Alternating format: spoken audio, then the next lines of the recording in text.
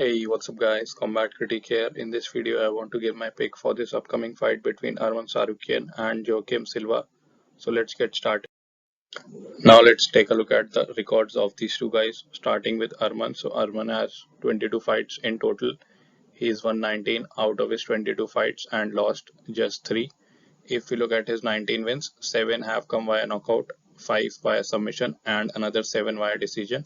So he is pretty balanced in his win column. If we talk about his 3 losses, he's been KO'd once and he's lost 2 times via decision. Now let's talk about Joaquim Silva. So he has 15 fights, so lesser MMA experience than Arman, even though Arman is the younger fighter here. And if we talk about Silva, he's won 12 of his 15 fights and lost thrice. If we talk about his wins, 7 of his 12 wins have come via knockout. So he is trying to knock you out. More than 50% of all his wins are via KOs, and he's won 3 times via submission and 2 times via decision. If we talk about his 3 losses, he's been knocked out twice and he's lost via decision once. Both these men have never been submitted in their professional career. Now let's take a look at the physical stats and the career stats of these two guys, starting with the height. So height is 5 feet 7 for Arman and it is 5 feet 8 for Silva. So a slight 1 inch height advantage goes to Silva. I don't think this will play much of a factor in this fight. Weight is even at 155 pounds for both these guys, and I don't think anybody will miss weight. If we talk about the reach, it is 72 inches for Arman and it is 69 for Silva. So even though Silva is the taller fighter, he will have a 3-inch reach disadvantage. So the advantage in reach clearly goes to Arman. Stance, so Arman is an orthodox whereas Silva is a southpaw. Now if we come to the age, so Silva I believe is around 35 years and Tsarukyan we all know is a really young fighter. He is not even 30 yet. He will have a huge advantage in the age department. He is really young and he's faced a lot of top level guys in the division already. Now let's talk about the career statistics, starting with the striking numbers. So first up we have the strikes landed per minute. This signifies the number of significant strikes that you land on your opponent per minute on average. This is 3.56 for Tsarukyan and it is 4.08 for Silva. Silva is the slightly busier guy. He is landing more significant strikes on his opponent. He will have an advantage here. Now let's talk about the striking accuracy. Striking accuracy is 45% for Tsarukyan and it is 39% for Silva.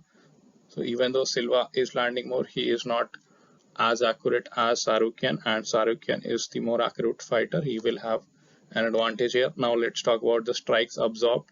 So this is the opposite of strikes landed and this signifies the number of strikes that you absorb from your opponent per minute on average. This is 1.93 for Tsarukyan, really low, and it is 4.58 for Silva. Silva gets hit a lot more than Tsarukyan. In this case, you want the number to be as low as possible because you are getting hit less. In this case, the advantage goes to Tsarukyan. Striking defense is 54% for Tsarukyan and it is 55% for Silva. So both these guys are really even, very slight advantage to Silva. Now let's talk about the takedown, wrestling and BJJ numbers, starting with the takedown average. So the takedown average is 3.3 for Tsarukyan and it is just 0.21 for Silva. So the advantage clearly goes to Tsarukyan. He is the better wrestler, I believe. Takedown accuracy is just 33% for Tsarukyan and it is 50% for Silva.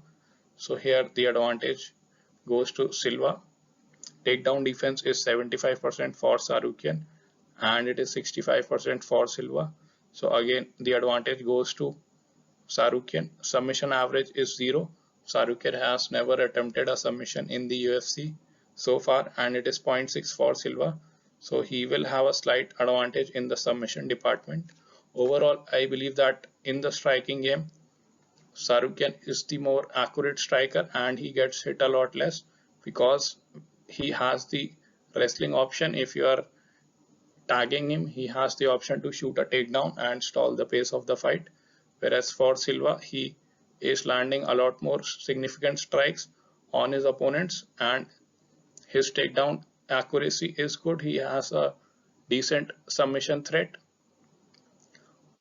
Now let's look at the significant strikes by position for these two guys, starting with Arman. So he 70% of all the strikes that he throw are from the standing position, and 7% are in the clinch, 23% are on the ground, so his ground and pound is pretty developed.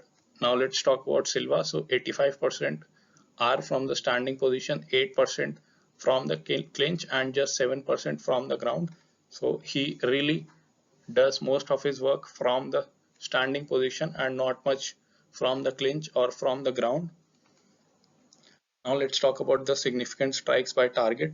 60% of all the strikes that Tsarukyan throws are to the head, 25% to the body, and 14% to the leg. Whereas if we talk about Silva, it is 61% to the head, 27% to the body, and 11% to the leg. So both these guys are very even in these two numbers. The only difference is the ground and pound of Tsarukyan is much better than that of Silva.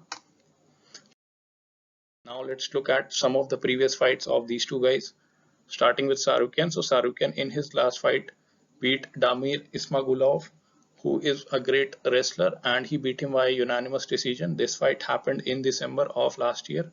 It was a 3-round fight. Before that fight, Tsarukyan lost to Mateusz Kamrot via unanimous decision, and this was again a great fight between these two guys. This fight happened in June of last year, and it was a 5-round fight. Before that, he beat Joel Alvarez via TKO. He beat Christos Giagos via TKO. In the first round, he beat Matt Frivola, unanimous decision, Davy Ramos, unanimous decision, and Oliver, again unanimous decision. And before that was his UFC debut, and in his debut he got Islam Makhachev, and he lost to Islam Makhachev by unanimous decision. So overall, a pretty solid UFC record so far. The two guys he's lost to are Mateusz Kamrot and the current UFC lightweight champion Islam Makhachev, both solid guys in the UFC.